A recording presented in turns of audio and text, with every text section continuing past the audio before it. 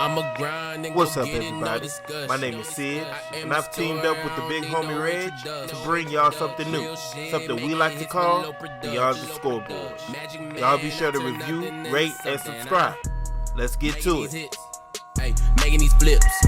Welcome back to Beyond the Scoreboard, where every 25-point lead is safe. As always, I'm Sid. What's going on, Reg? Hey, man, ready to talk about this victory. It's ugly, but we'll take it, baby. Yeah, hey, a win is a win. Yes, sir. So what do you?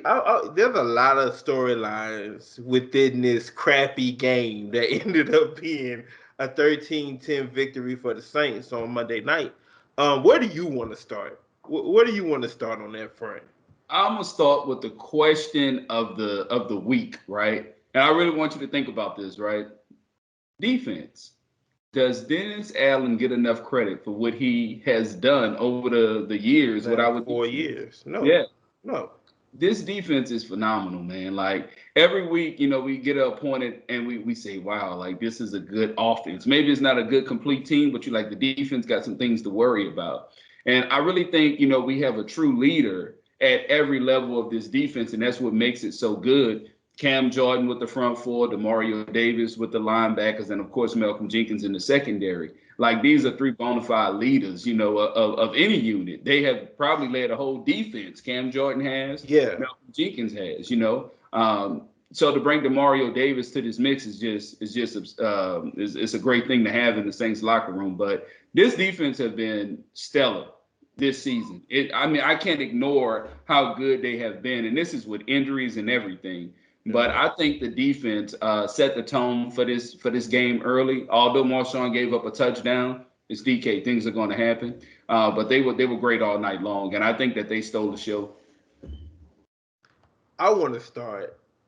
Well, first, I completely agree with you. Dennis Allen doesn't get anywhere near the credit he deserves. He quietly ends up in head coaching talks towards the end of seasons. His name gets thrown around a little bit. Hopefully, he sticks around with us for a little longer. But yeah, he's definitely a coach who doesn't get the recognition he deserves, taking place of that Rob Ryan defense that everybody that had one decent year, but outside of that, I saw him on the sideline the other day. I think he's got to be a position coach, I think, in Baltimore. Because I looked up and I saw the hair, and I said, you can't mistake that hair. That's right. That's Rob Ryan.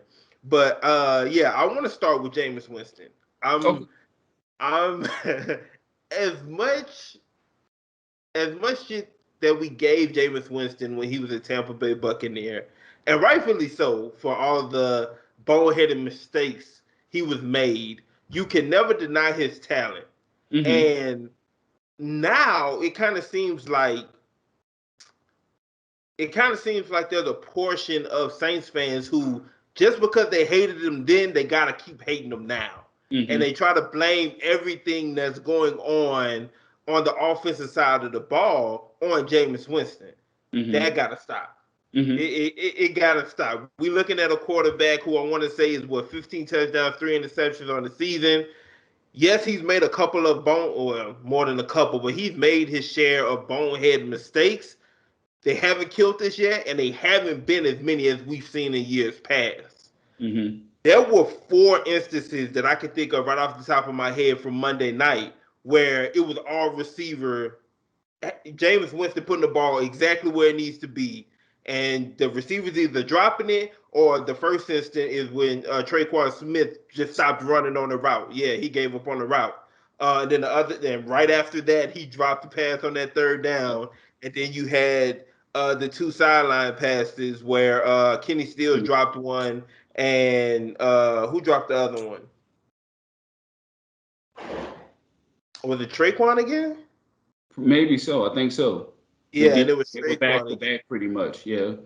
Yeah. So even with that, 19 of 35, 222 yards, 1 touchdown, no interceptions. He got sacked twice.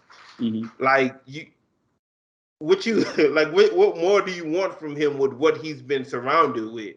Because we looked at this team going into the season saying, man, receiver it's gonna be tough out there receiver until we get Michael Thomas and Traquan Smith back, but that doesn't even matter at this point. Yeah, if Michael Thomas is gonna look like Michael Thomas, that's cool. But then we still back to where we've been in previous years with who is our number 2 receiver. We still don't have that. This team has to add another wide receiver. We got lucky Monday that for whatever reason Seattle just decided not to Alvin Kamara until 2 minutes left in the game. So that's my thing. Like the Jameis Winston hate got to stop from Saints fans. Like it don't make sense anymore. So I keep it real and I say this. So I welcome all sports talk, right? Whether it's at work, that's about the only way you're gonna get me to talk at work is if you're talking sports. So, but on the military side of things, everything. A lot of times when I talk to people is a couple of reasons that keep them from, discrediting Jameis Winston. A lot of people just don't want to see a black quarterback in New Orleans. I'm gonna keep it all the way real with you. That's for most part. But two, it's like you said, the mistakes he made in Tampa Bay. We have seen Jameis Winston play some of the smartest football we've ever seen him play in the course of his NFL career. I can tell you at least, and I'm not talking about drop passes, 4 or 5 plays, period, that game where he had a guy open, he looked, he didn't throw it to his first or second read, he ran. We saw in the red zone, everything was covered. He threw the ball into the stands, just getting rid of it. A screen got blew up. He threw it at the running back feet.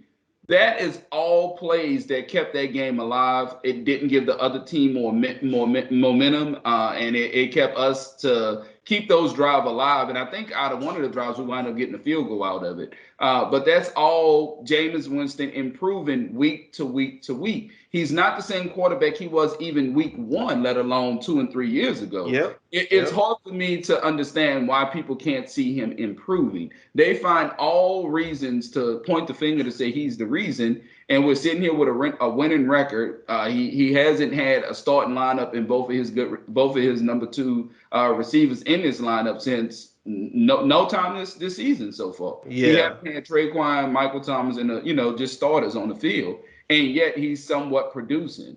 I don't care who the quarterback was of this team. I don't care who it is. You can have Pat Mahomes. It's not going to make life that much better for you. Sure, Pat can throw better balls. Sure, Pat, has a stronger arm. He's more accurate, whatever you want to say. But it's still a lack of. We see all of the issues he's having in Kansas City right now, and it's not all just defense. But Jameis Winston is steady. He's steady improving, and I would like to see if we had a Emmanuel Sanders to pair with a Michael Thomas, what difference would that really make for him this season? Yeah, and we're definitely going to talk about some options that may be out there, receiver-wise too, with the trade deadline coming up. But yeah, man, like you say, it doesn't matter who. And okay, so I guess another option as to why the Jameis hate is still there is maybe no matter who the quarterback was going to be, it was going to be hate after having Drew Brees for that long of a period of time. But Drew Brees ain't walking back through that door, and most likely a quarterback of that caliber isn't. Probably not this year, probably not in the near future. So gotta let that go. You gotta let that go. Like right now, it is a talent at the quarterback issue. It's a talent around the quarterback issue when it comes to our receivers. And don't forget, even when Drew was there his last couple years, right? It was still hard to move the ball at times. Nothing went past 20 yards. It didn't make sense having a speed receiver on the field because he was going to be useless. So we saw some of these same things with Drew Brees, but I don't think you would get better audibles, more accurate balls, things of that nature with Drew Brees. But in a nutshell, the offense wouldn't be explosive even if we had Drew Brees. It wouldn't be explosive. I guess the argument is Drew Brees is capable of making receivers look better than what they are, which Jameis isn't. And that would be the only difference. And honestly, I'm glad that Jameis isn't out here trying to force balls into a Callaway or to a Kenny Stills or Troutman, who has been a huge letdown from where some people had him going into the season. They had him projected to be top 10 tight end in football this year, man. Like they had some yards and all this. Yeah, they had some high hopes for Troutman. So we could actually dive into the game of this now. So just looking at the game, Once again, 10-13. It was raining most of the game. We got some key players back. Armstead, McCoy finally for a moment had a healthy offensive line that the age of Pete went out. But got Davenport back. Got Traquan Smith back. We've talked about Traquan Smith and his issues with his first game back on the field, which some of it is expected. Some of it is inexcusable, like him pulling up on that route early. And then, of course, the drives. Like I said, this is the first time. This is the first time the man has played football all year. So some of that's going to happen. But what was your overall takeaway from the game outside of that defense just being so dominant? So I'll start with the guys you named, Davenport. We've talked prior to the game starting, and we both said I'm not looking at sacks, right? Like I'm the Saints fan that can care less how many sacks Cam Jordan finished with, how many sacks Davenport finished with. Can they make the quarterback throw the ball earlier than what they truly want to? If they can do that, I will accept it. Davenport done that all night. He was phenomenal. We finally got a chance to see Cam Jordan record his first sack of the year. I don't necessarily know what this means, but I love to do it when he gets a sack. I call it sack 'em and rack 'em. That was fun to see him get his first sack. The defense played great. But I think like those guys you named, having those starters back on the O-line with the left tackle Armstead, we got the center back McCoy, and like you spoke on, Andrews Pete went out. It made the world of a difference because Jameis Winston had time to go through his progressions. He wasn't necessarily pressured during that game Monday night. He scan through his progressions, get rid of the ball, take some check downs, and if all fails, we saw Jameis Winston get out of the pocket and make some plays with his legs. So I think that was the game. We were able to move the ball a little bit better than what they could have. And man, it really just comes down to defense. Like starting with DK Metcalf and Marshawn Lattimore. Marshawn Lattimore let Metcalf get him out of his character for a little bit early on throughout that game. But even still, like he had that one catch for 84 yards and that touchdown early and still didn't cross 100 yards this game. So that's once again, we looking at somebody who's a top 5 corner in this game is being paid as it for reasons like that. The Davenport thing, me and you look at that a little differently because Cam Jordan's going to get the pressure on the quarterback. I know we talked on the phone before the game, and I was like, man, I didn't realize that he was top 5 in quarterback pressure still at his position. He's going to get the pressure. So I need whoever's opposite of him to get sacks because he's getting the pressure on the other side. So in that instance, I do look at sacks when it comes to who's ever on the opposite side of Cam Jordan. Now, when it comes to Cam Jordan, everybody been getting on him all year about where's the sacks, similar to last year.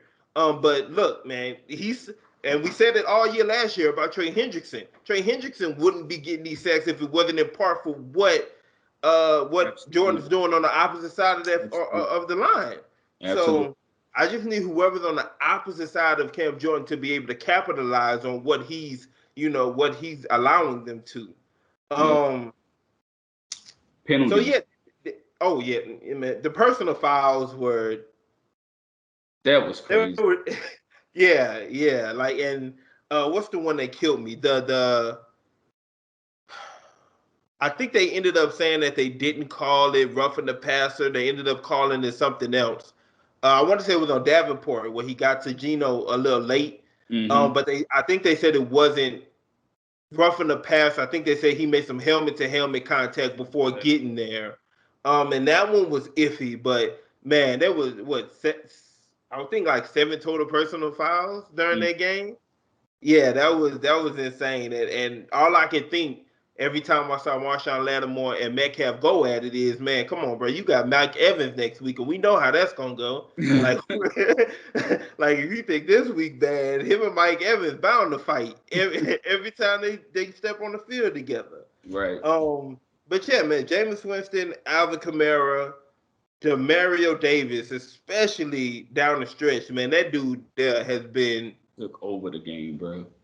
That dude has been so special for New Orleans. He's somebody else who doesn't get enough credit. Like, he's one of the best linebackers in this league, and no one talks about him. Well, he's starting to get his love at that position. Like when they mention the better linebackers in football, they do mention him now. But I think because we watch him every single Sunday, and I mean, you got your Darius Leonards out there, your Fred Warners, he's right up there with them guys. Wagner, you got those guys in the league. But Demario Davis he just moves different, like he really moves different. If you need him to go get the quarterback, he can go get the quarterback. If you need to put him in coverage, he can cover. If you want to line him up on a tight end, we don't do it a whole lot. But he don't get abused when he is in man coverage.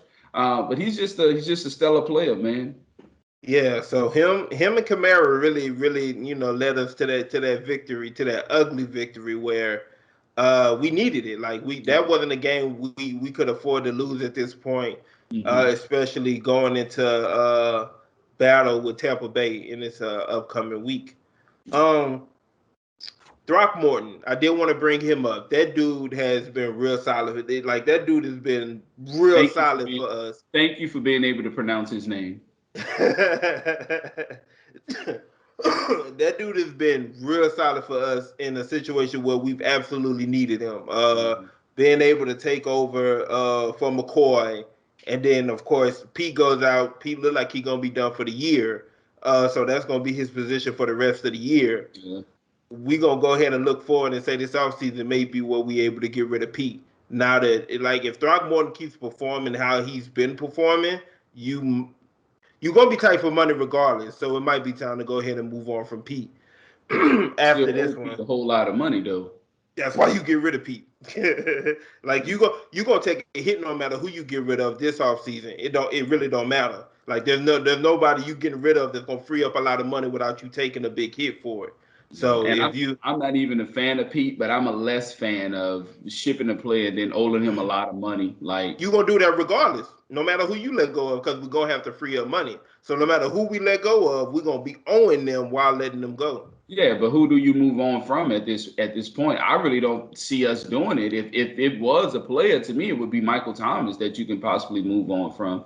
I don't think you mess with your O-line in this situation. I'm not even a fan of Anderson. Like I say, I think you do if Throckmorton keeps performing as he is. I think the thing about Pete, because I've always said it, if Pete is the worst link of your offensive line, then I'm okay with you paying him that. Let him be that. Because the rest of your O-line has been so...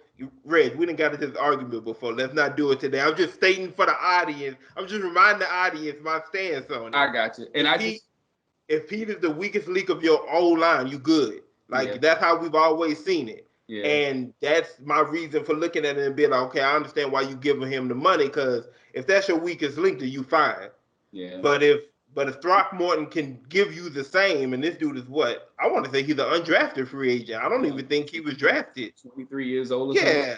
Yeah. So if you can replace him with that, hey, let's do so. Especially with, like you say, the money that he's being owed. I would have liked to do that with Clemente or even Larry Wolford, even though he got exposed in that playoff game. And I was about to say, but I think Throckmorton, with the age, is a big thing too. But I think so far he's performed even better than those guys were. With what, 5-6 games now that he's been playing. But yeah. So, what you got? We'll see how it plays out. Yeah. So what other games just around the league really caught your eye this past weekend? Man, Tennessee versus KC. I don't know why I enjoy watching KC losing. I don't know why, bro. Like, I just feel like, they got all that talent on the offensive side of the ball, and they have ignored the defensive side for so long because they get away with murder. And it's like, the NFL, I don't want to say has caught up to them, but some years we've seen in football, sometimes it's just that team's year. Yeah. Yeah, the Eagles won. It was their year. Like, everything went right for them, right? I can't think of another team that had it like that, where everything would just kind of line up and boom, boom, boom. But Kansas City, hell, the year that they won, right? They came back from double digits lead in every game they were in, even in the Super Bowl. The Texans had them down 21-0. Whoever else they played, I forgot next, had them down 14-0, and then they were down 20-10 in the Super Bowl. And every game they come back and win it. But now I just think that the defense is so bad that they are just sitting ducks out there. And it was fun to see the Titans beat them. Like you said, the defense has been bad. Like that defense has been bad for a long time, and they've been able to get away with it because of how prolific their offense has been. I don't think their offense is any different now than what it's been. The difference is their luck has run out, and turnovers are starting. They've been playing this. They've been able to have this prolific offense without turnovers, and now the turnovers have started to creep into their offense, and that's really stalled them. They obviously don't know how to react to that. That's new for them. But Tennessee is definitely on a roll now. They've like I say, they're slowly going to be able to open up their passing game, especially as AJ Brown and Julio get closer to being fully healthy. But once again, as long as you running whatever you running off the back of Derrick Henry, they gonna be fine. And that defense has played so much better, bro. Like I remember week 1 when they got beat down by Arizona, and we was like, man, we forgot they got rid of their whole secondary. Yeah. Sunday they was out there with a guy that they called up from the practice squad. I think it was his first NFL game. And didn't matter. They plugged him in and didn't give up nothing. So Tennessee definitely has something that, man, that's what a top 3 team in the AFC right now. At least it might be top 2. I did wanna shout out Jamar Chase because that dude is amazing, bro. Like I can't even think of the last player I saw that in his first 7 games, I was like, oh, that dude gonna be a problem for a long time. Maybe Odell when his first season, maybe. I think Hopkins got off to a great start too, if I'm not mistaken. Okay. Yeah, I can't even remember, but that dude's on fire right now. That Cincinnati team is on fire, which it's hard to disagree with it, but I still disagree with them taking Jamar Chase over Sewell in the draft. It's hard to argue with it because of how it's playing out so far, but I still think they would have benefited more from having Sewell. But man, in 2 drafts, they didn't fix their issues. It seems like, and then of course the addition of players like Trey Hendrickson, who was still playing as well as he was last year. That D tackle they have too. I can't think of his name right now, but boy's playing out of his mind too. Thinking of a 95. They did bring over a new D tackle. Was it Anajobi from Cleveland? Is that who they got? They got him, but they got somebody else too. They got somebody else. I can't think of who it is right now. But yeah, that's a team that's once again we talk about the NFC West all the time. We talk about the AFC North all the time. And for them to get that win over Baltimore, that's huge for them early in the season. Yep. What else we got? Destroyed Marlon Humphreys, bro. No business doing Marlon Humphreys like that. The only other game that really caught my eye was that Colts 49ers game. That was another rainy, ugly game. Like I say, bro, I definitely think that Jimmy G is their better option right now for the rest of the season. But man, they got too many weapons to not be as effective as they should be. And I know me and you talked about it off the air maybe earlier this week about their run game and how they needed to be, so prolific and so effective. And Elijah Mitchell had over 100 yards, but the only receiver who caught more than 3 balls is Deebo Samuel. He the only receiver that caught more than 3 balls. And once again, it was a rainy day, but Carson Wentz ain't had no issues. So there's something like he was able to pass the ball pretty well. So that was shocking. And once again, we talking about the NFC West, where every week, you falling behind because you got Arizona who hasn't lost yet, and the Rams have 1 loss to this point, I want to say. But yeah, those were the things I wanted to, talk about this past week. That Green Bay Washington game was kind of weird too. It was. Oh man, if Washington, they beat themselves. Yeah. So the one thing I did want to talk about after the games or whatever is the trade deadline coming up, and once again, we already pointed out that the Saints need a wide receiver. Was it yesterday or was it today? I think it was yesterday. Willie Snead got released from Baltimore. He asked for his release, and got released from Baltimore. And I can see them trying to make a play on him, but that's not the receiver we need right now, in my opinion. I've seen people throwing out Brandon Cooks, getting him from Houston. I've seen still teams. Yeah. I've seen people bring up like a Christian Kirk from Arizona, teams that's already stacked at receiver.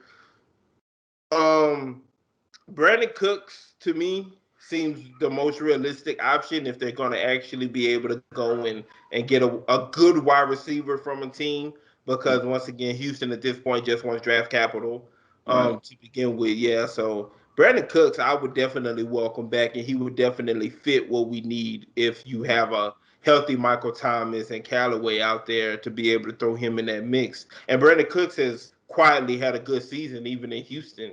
But being in Houston, of course, is what's working against him right now. So yeah, I did want to bring that up. Any other guys that you think of that you think could realistically get brought into their receiver room at this point? Oakland, they have what is Zay Jones over there. I kind of heard a little speculation about him. They kind of got Hunter Renfro as well. Yeah. I heard the Christian Kirk, but as soon as I saw that, I was like, yeah, it just don't make. If I'm Arizona, I'm not losing nothing on the offensive side of the ball as of right now. The way we roll, and it just wouldn't make sense to me. Robbie Anderson in Carolina, he's on the last year of his contract. Carolina has already paid him everything that he's owed. So to know that they can move on from him and get a draft pick, out of the situation. To me, that's fair for both teams. There's a lot of receivers out there. Of course, Brandon Cooks, by all means. You mean to tell me we get a true number one and a guy who's fast all into one receiver? Absolutely, we want that in New Orleans, right? So there's a lot of guys out there that I can kind of see us making a move for. To me, it's more of how much is New Orleans willing to pay. Of course. That's what it's going to come down to. Are we talking a second and third, or are we talking, do you want to stay safe and give up a fourth? That's what it's going to come down to me. I don't have any sense that New Orleans isn't serious about still contending at this point. So I would, and we have all these extra picks coming in. I always struggle with the word compensatory picks. We have a lot of those for this next draft. So I don't think they'd be stingy if they can get what it is that they want, whether that be a Brandon Cooks or whatever the case may be. I think, especially being that, man, we sitting here, we were worried about the secondary, we were worried about the receivers, we were worried about the D line, we were worried about all this stuff coming into the season. And sitting where we are right now, the only thing we worried about is wide receiver. Well, my biggest thing would be, like I mentioned, how high do you want to go up? Because I'm looking at it from the next year standpoint too. I think if Jameis Winston continue to perform the way he's performing, I think by default you have to bring him back next year, right? You need a quarterback anyway. Who says that we're going to use that first or second round pick on a QB if you have one in house who you feel like you can win with? So just by simply doing that and keeping Jameis Winston another year or 2 years, with however you feel fit, that's a pick that, because if he walks, right, if he's out the door, then you definitely have to draft. You have to address the quarterback position. We don't have the money to get one of those good quarterbacks. To me, we don't. We'll just be. I was about to say, I think they make the money if they can get. Yeah, and you will, but I'm saying you'll be right back in the hole. You have a great quarterback. Yeah. With no receiving core again. Well, that's where your draft cap. That's where you address in the draft. Then, I don't. There's nothing in me that believes the Saints are going into this offseason with the mindset of drafting a quarterback. Like you say, they either roll with Jameis Winston, or they take, they try to see what Aaron Rodgers is looking at, or but I don't think we roll into next season with a rookie quarterback. So then, whether it's Jameis Winston or whether it's Aaron Rodgers or whoever the case may be, if you don't address your wide receiver situation now, next year you're drafting them. You have to. Yeah, and I'm not necessarily saying we stroll out opening day with a rookie quarterback, but what I'm saying is if there's one that they like, I can see them taking one in the first or second round. Oh yeah, I Still, don't see it. I yeah, think still, third round is still that spot for them. If they can get yeah, the quarterback that they looking at in the third round, they take them. I don't see them using a first or a second on them. yeah. To me, you kind of banking on a little bit of luck there when you take a third round quarterback. Obviously, to be the franchise quarterback, to me that never Yeah, happens. You don't yeah, take of course. so. I guess what I'm saying is if you're not confident in Jameis or he goes elsewhere, you don't bring in Russell Wilson, you don't bring in Aaron Oh Rodgers. well, yeah. Well, then Yeah, you have no choice. Yeah, yeah, yeah, yeah. yeah. Yeah, it's But just hard for me to see that somebody's going to poach Jameis away. I think if we want Jameis to stay and be our quarterback next year, he's going to stick around. yeah, and like I said, if he continues to play how he's playing, if we see nothing more, nothing less, I feel comfortable signing him for a 2-year deal to stay Yeah, with New Orleans. Yeah. yeah. The only other name that I've seen so far that's worth mentioning around the trade deadline is just watching what happens with Deshaun Watson. But it seems like it's Miami or nothing at this point. Last I saw, Miami was the only team that at this moment he'd waive his trade clause for. I also even saw that they had a deal in place, but they were just waiting to see they wanted to know what Roger Goodell was actually going to do. If he was going to get suspended or if he was going to end up on the commissioner's list. And Roger Goodell has come out and say he's not going on the commissioner's list because as of now, there's nothing. I can't remember exactly the words he said, but it's basically because it's all accusations and no criminal charges being brought against him right now. He doesn't fit the criteria to go on the commissioner's list. So it Mhm. sounds like if he gets traded to Miami right now, he'll be able to play for Miami right now. And I think a lot of people forget that the only reason why he's not playing is because that's the Houston Texans' Mm-hmm. choice that Yep. he doesn't play. And I think that, a lot of people kind of feel like he's in trouble or whatever the case is, but he's not. He's not playing because they chooses not to pay him, Yeah. to play him. However, he is still currently getting paid. Exactly. Yeah. Exactly. So that's definitely one to watch. Miami is the place I wanted him to go when he first made it known that he wanted to be traded. I still think that quarterback is really where quarterback will change everything for them right now in Definitely. Miami. And Definitely. he's definitely the quarterback to bank on if that's what you're looking for. Yeah. Um so let's get to what we in now? Week 8? This Yeah. week 8? Yep. Man, already week Already. 8. So of course we're gonna start what we always start, which is New Orleans. Oh man, Halloween. We got Tampa Bay coming into New Orleans on Halloween. They are 5.5 point favorites. Um, they're getting. I guess they're not getting kind of healthy. I saw Antonio Brown report earlier, but they saying he's still looking like week 10ish. Oh, wow. Um, I thought he was playing in this game. nah, the report I saw earlier was they looking at him to be ready about week 10. Mm. Um, of course, you have Mike Evans and Godwin to still be worried about. Gronk is another one that they say is still going to be a while before he gets back. After they bye week, I think is what they said. Um, so man, you have their high powered offense coming into play, one of the best defenses in the league. Once again, division matchup, so we already know how those go. The Mike Evans, Marshawn Lattimore, we already know how that go. One of them probably won't see the end of the game, probably get tossed before it's all over with. How do you see this one playing out? I think New Orleans have a puncher's chance in this game, but ultimately I have to go with the Tampa Bay Buccaneers winning. Right now they're just a little bit more healthier than what we are. Even if Antonio Brown played, I would definitely say that Yeah, there's no way possible I could see us beating them. But even with him still being out, they still have other receivers in Johnson and Scotty Miller who can step in and somewhat Scotty fill that Miller, that's role. another one that's hurt. Yep, Scotty Oh Miller yeah, I hurt forgot too. Scott. Yeah, Scotty Miller. He's been out Yeah, for weeks now or something like that. yeah, Yeah. yeah. And they still have guys who we really don't see a lot of in your OJ Howards, your Cameron Braves, things of that Hmm. nature. But I still would have to go with Tampa Bay to win this game, and I'm also going to take them to cover a 5.5 spread. I just don't see how we can effectively move the ball well enough to make it a game unless Tampa Bay's like shooting themselves in the foot offensively. Tom's off. We're getting crazy pressure, forcing him to throw the ball earlier than what he truly wants to. I just can't see how we can keep it that close all game long like we have done with other teams. Sometimes I say that and we find a way to do it. Yeah. Because this defense is just so great. I just think Tom Brady is the guy you just don't want to give second chances to, constantly, right? They had success against us in the playoffs on the offensive side of the ball. We had their numbers during the regular season. So coming into this game, we're a little bit more familiar with each other.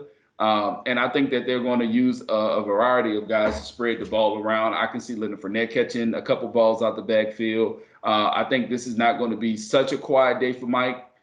And by that, he's not. I don't think he go crazy. But if you tell me he have 3 to 5 catches, I see it. But the matchup that I'm watching all day long, if I'm Tampa Bay, is Paulson Adebo or either Bradley Roby, whoever New Orleans decide to put on Godwin. I will. If I'm Tampa, I'm putting Godwin in the slot. Damn near every time we play man, which we play a lot of man, but I will move him to the slot just to help him out a little bit more. But long as Tampa Bay stay ahead of the chains, I think that they cover that 5.5. So I'm going to take New Orleans. I thought hard about this. I was going to take the Bucs. I was going to roll with you on this one. The home field advantage is something that's real in the NFL, and it being Halloween, like that's city different, man. So that's going to play a part. That defense, I think Bradley Roby has now came in and taken over that second corner spot like we thought he would. Adebo played great too. Adebo did, but Bradley Roby seemed to have gotten a little more play than he did this past week. And if he's getting into the good graces at all, I would figure that he'd get that Godwin matchup going into this one, and I like that a lot better than I do a Debo at this point. Yeah, I think Cam Jordan will be able to still get pressure. I think Davenport is going to be able to benefit off of having Cam Jordan on the other side of the line, but more importantly, of Yamada being back.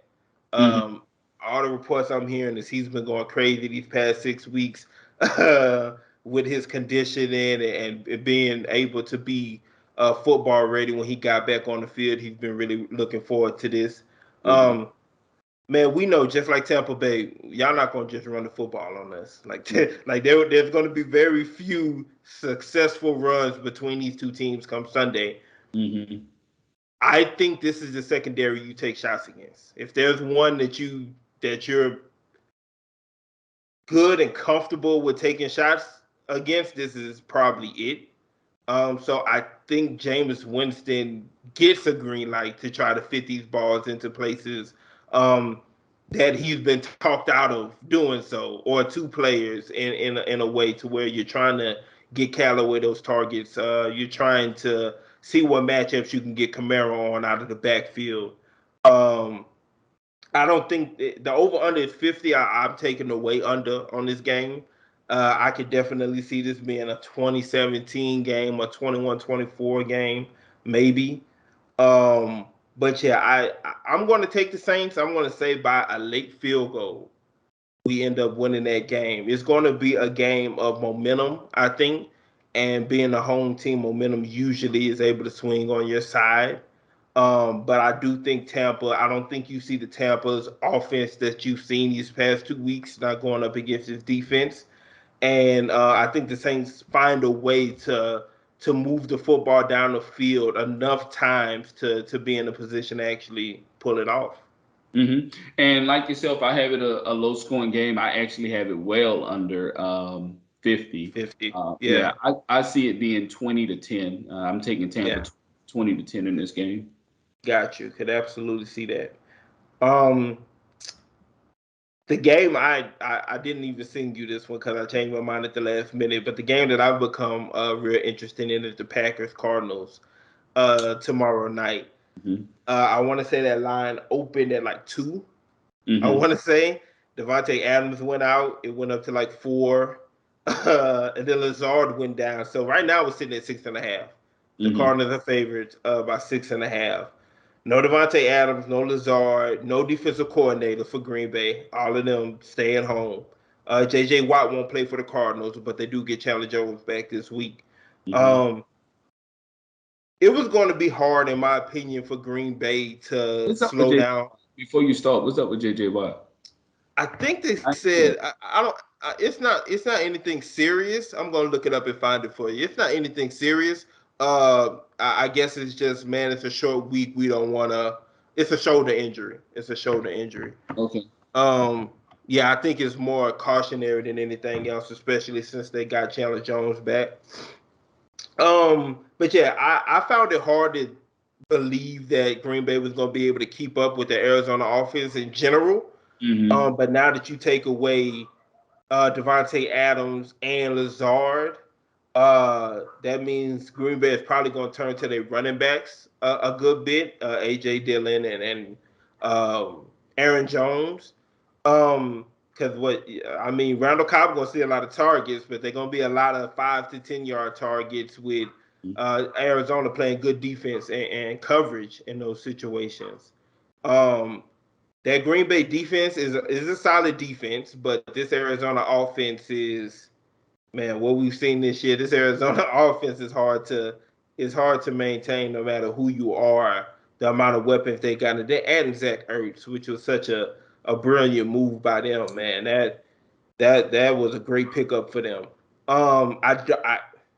Hey, Aaron Rodgers is a bad man, but I don't think he gonna stay within a touchdown of this team tomorrow night.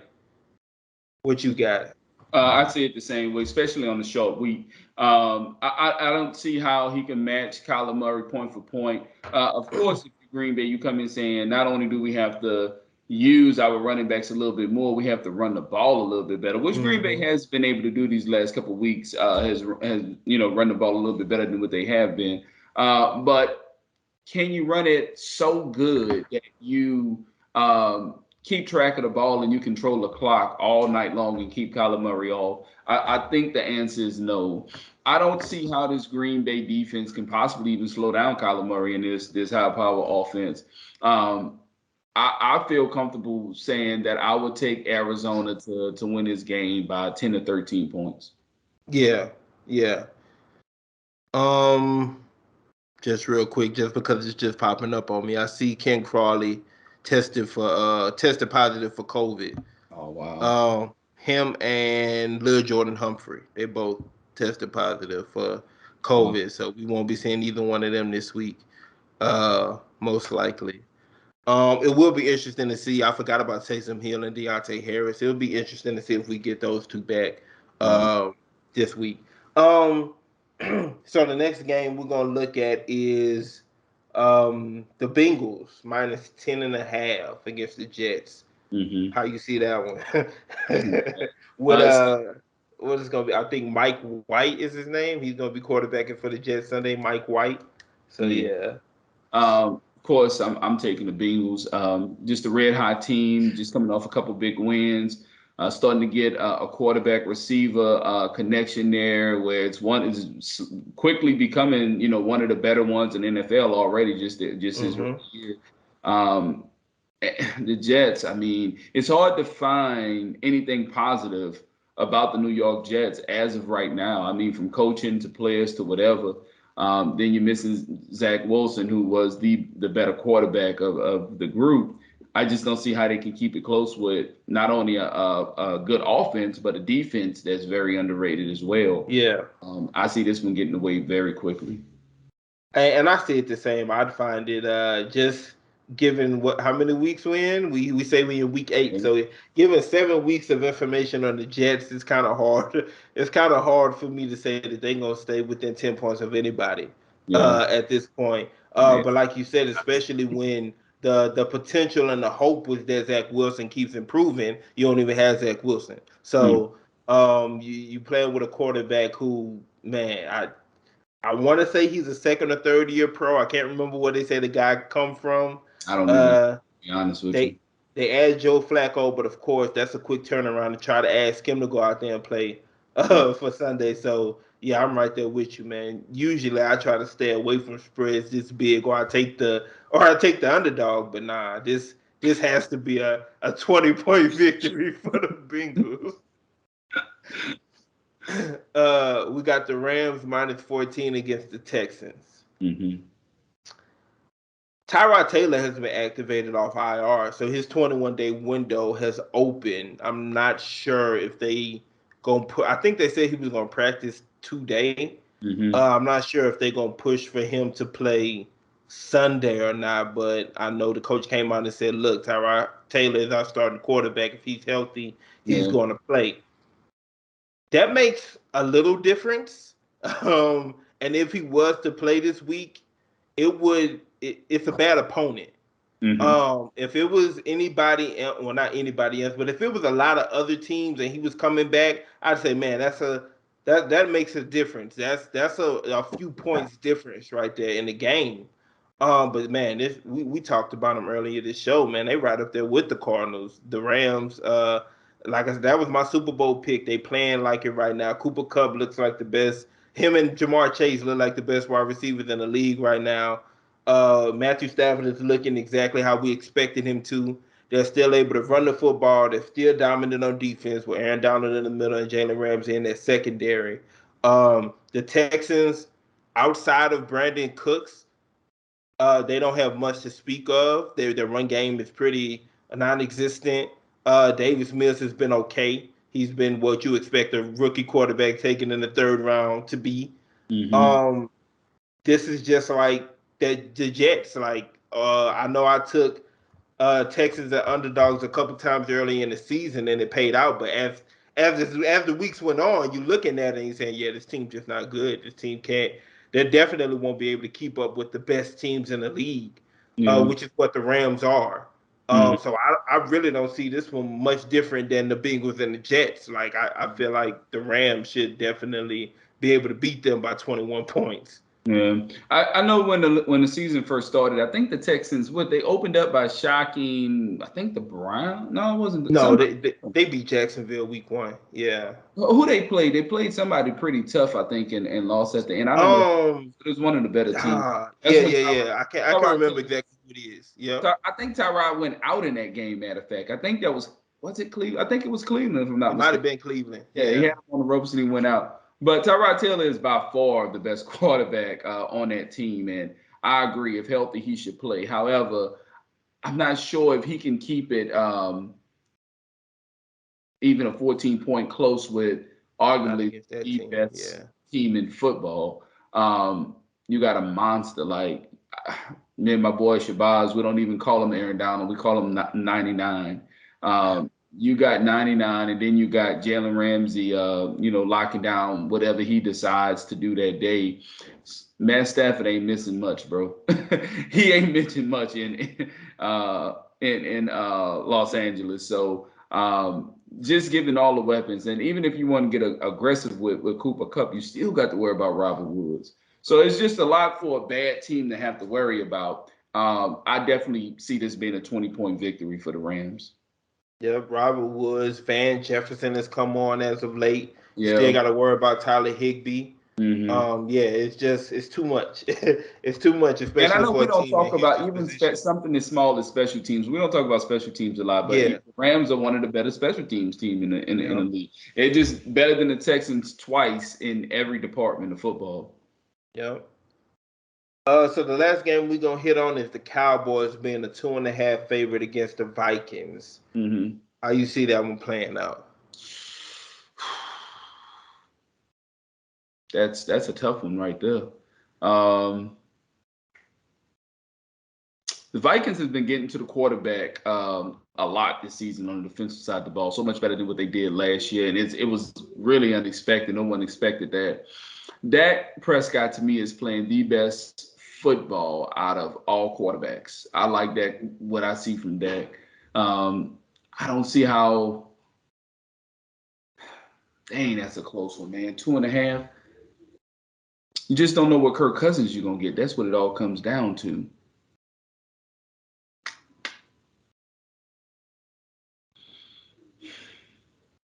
I'm gonna